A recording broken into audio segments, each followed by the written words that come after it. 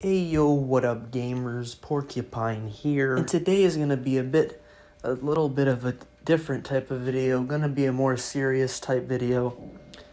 I recently read the book 1984, which is a absolute literary masterpiece, 10 out of 10, would recommend. And when I was looking through, videos on people, reviewing about the book, talking about the book, I came across this video here, Why 1984 Sucks. And it's quite a doozy. Might seem like a bit strange video topic for me to talk about. I don't think any of my audience reads or really gives a fuck about some book by George Orwell, but this really is like one of the most insufferable videos I've ever seen posted on the internet, so I wanted to share it with you guys. So without further ado, let's get right into this. First thing I noticed right off the bat on this video is the likes, dislikes, and comments are disabled, which is a bit of a red flag right off the bat. It's Gwen. Welcome back to my channel. Today I'm here to tell you why I think that 1984 by George Orwell sucks. But 1984 just wasn't for me. I read Animal Farm, loved Animal Farm. It's been years since I've read it, but I loved that book. But 1984 just was not for me. First of all, let's talk about Big Brother or totalitarian evil. So I don't know if you know or not, but George Orwell himself has tried communism. But when it didn't work out, he became one of its harshest critics. I like her phrasing there. He tried communism and it didn't work out, as if he created his own country. And you can totally see this reflected in 1984. There's a lot of false comparisons, emotionally charged arguments, and he fails to make critical arguments based on facts. It's very emotionally charged. So her first criticism of the book is that Orwell is butthurt about communism and is making feels-based arguments against it instead of based in fact. I have absolutely no idea what the fuck she means by that the book doesn't have fact-based arguments against communism. For one, the book really doesn't even go into the ideology of communism. It's just criticizing communist governments. But so I struggle to understand what she's fucking talking about. The book pretty clearly shows negative aspects of an authoritarian communist government, such as rewriting history and killing people who oppose the government. So I don't know what she means. He's basing this on his feelings. He's clearly laying out actual negative things that the government is doing throughout the book. I literally have absolutely no idea what she's even attempting to criticize here. Another thing to note is she says Orwell's criticisms of communism are bad and feelings based, yet she said she enjoyed Animal Farm, which, the entire premise of Animal Farm is, satirizing communism. So I don't know what she could have possibly enjoyed from that book if she doesn't like Orwell's criticisms of communism. And since, it has so much to do with, the all-seeing government, it really needed, in my opinion, to reflect of the danger and the function of a totalitarian evil, and it doesn't do that. And that type of government can be horrible, but he didn't really comment on that. So that's my one critique. Then her next criticism is that the book does not show how a totalitarian all-seeing government is bad, which I mean, what an unbelievably fucking retarded take. From the first chapter, they established that you can literally just be murdered for having a thought that the government disagrees with. The government genocides people throughout the book. The last 5 chapters is literally the main character being brutally tortured just for opposing the government. She either didn't read the book or she has some sort of mental retardation.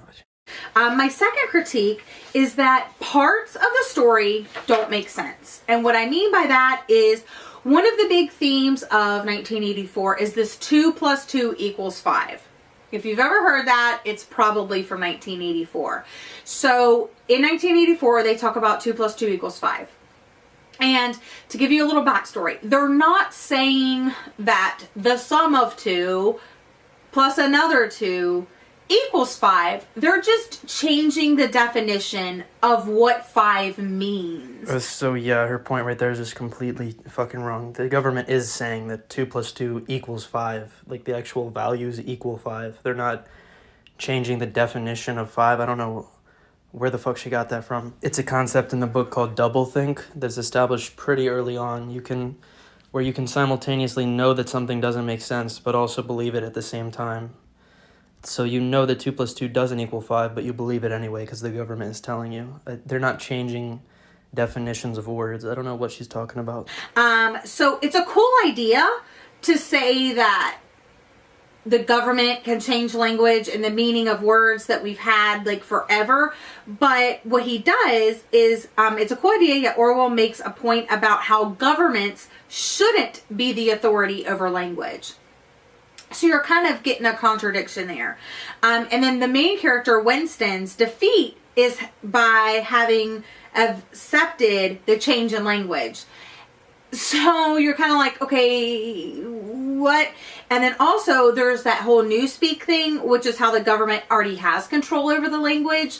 So on one hand, you're feeling like, okay, the government has control over the language. Okay, they don't have control over the language. Okay, they do. It's just kind of all over the place. And so confused with that. A lot of cool ideas, but like, it's like he threw out too many ideas at once and they contradicted each other. So this next point is just really confusing. She's saying that the book is contradicting itself because Orwell, the author, believes that the government shouldn't have the authority on language, but the government in the book has the authority on language.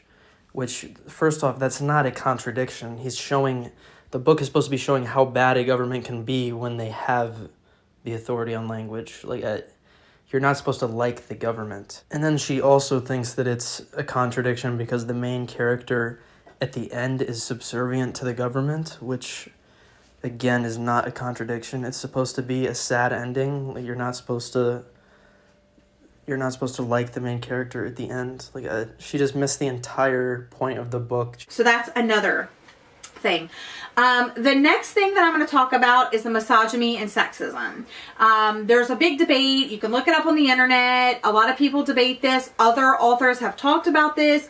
And a lot of people say that it's a product of the time. People have said that about Snow White. I understand that viewpoint, that it is a product of the time.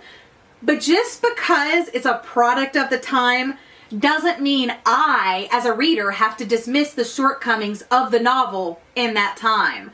So there's a lot of woman bashing. I have a couple examples here. I actually printed these out off of the internet, so if they're not direct quotes, excuse me, but I actually borrowed this book from the library when I read it, and I'm glad I didn't buy a copy. So I don't have the book with me. So she says she got it from the library and she doesn't actually own the book. Be honest, bitch, you didn't read the book.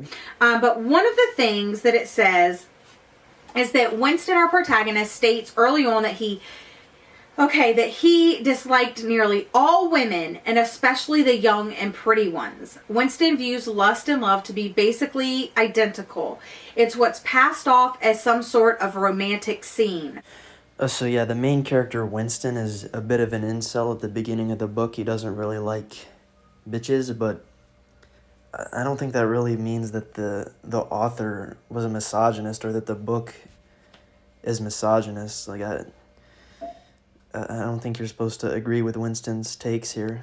And for context as well, the government kind of restricts you from having sex, so I think that's probably why he included the weird incel shit at the beginning, not because he wants you to empathize with Winston hating women. Also, she says this is supposed to be a romantic scene. I don't think so. This was at the beginning of the book when he's hating on this one woman that he thinks is thought police. Winston tells his new girlfriend Julia that, quote, "I wanted to rape you and then murder you afterwards. 2 weeks ago, I thought seriously of smashing your head in with a cobblestone." So that's kind of graphic, but that's what you're going to get if you read 1984 by George Orwell. So the background that you need to know to understand this quote is that there was a woman at the beginning of the book who the main character sees and he thinks is secretly like undercover thought police. So he like hates her and wants to kill her. But then later he realizes that she's actually in opposition of the government and they become like romantically involved. So then she asks him like, "What did you think about me when you first saw me?" And he admits that like he wanted to murder her. The way she presented the quote as if Orwell is like glorifying violence against women is just like completely disingenuous. And then, oh yeah, so the government tells men that it's okay to desire, but they tell the women, or the party tells the women, that if you're sexually active, or that's like bad, you shouldn't do that, you shouldn't want that, you shouldn't have those desires. So it's almost having women put up this wall like, don't have sex with me, but telling men to go after the women. Rape much? Like, doesn't make sense. So her second point about how the book is misogynist is that she believes the government is encouraging men to like have sex with women, but it is teaching women that to not have sex, or that having sex is bad. And I guess she thinks this is leading to like men coercing women into having sex when they don't want to. That's not true. That's not anywhere in the book. The government discourages all members of society, men or women, from having sex unless you're trying to produce offspring. The main character even talks about how he has to like secretly have sex with prostitutes because he would be put in a concentration camp. If anything, the exact opposite happens in the book, because the main character, Winston, like doesn't enjoy having sex with his wife because she's like completely lifeless when they have sex. He can't stand the thought of having sex with his wife. So his wife like coerces him into having sex because she says it's like their duty to the government to produce a baby. So if anything, it's literally the exact opposite of what she's presenting. And on top of that, even if what she was saying is true and that the government is like teaching men to rape women, that again, that wouldn't even prove that the book is sexist, because again, you're not supposed to like the government. They're the antagonist of the book. So like this would be like watching Schindler's List and then your takeaway is that the movie was anti-Semitic because they killed the Jews. Like, no shit, you're not supposed to like the authoritarian regime that is genociding people. Like, it's just unbelievably like. Let's move on. Okay, another example that I have is this whole makeup scene where Julia starts putting on this makeup, and it says, he, meaning Winston, he turned around and for a second almost failed to recognize her. She had painted her face. She must have slipped into some shop and bought herself a complete set of makeup materials. Her lips were deeply reddened, her cheek rouged, her nose powdered. There was even a touch of something under the eyes to make them brighter. It was not skillfully done, but Winston's standards in such matters were not high. He had never before seen or imagined a woman of the party with cosmetics on her face. The improvement in her appearance was startling.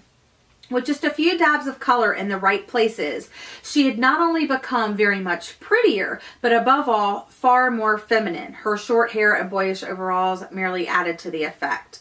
And then it goes on. So basically, it's telling you that in order to be a real woman, to be desirable, that you need that makeup.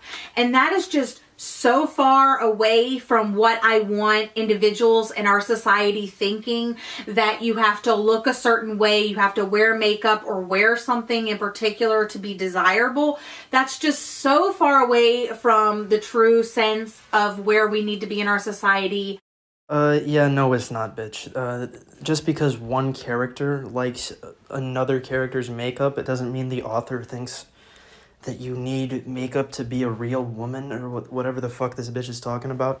So yeah, the whole point of that scene is that like you're not allowed to have makeup, and that's the first time Winston sees a woman made up, and he's like thinks she looks beautiful. It's really a stretch to say that George Orwell, like, because he included that he only thinks women with makeup are attractive or whatever. Even if he did think that also isn't sexist, but yeah, really, really fucking cringe.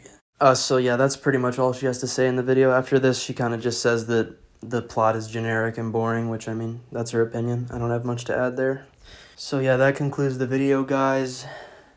I'm sure none of you really give a fuck about 1984, but it's just, the video was just so fucking retarded.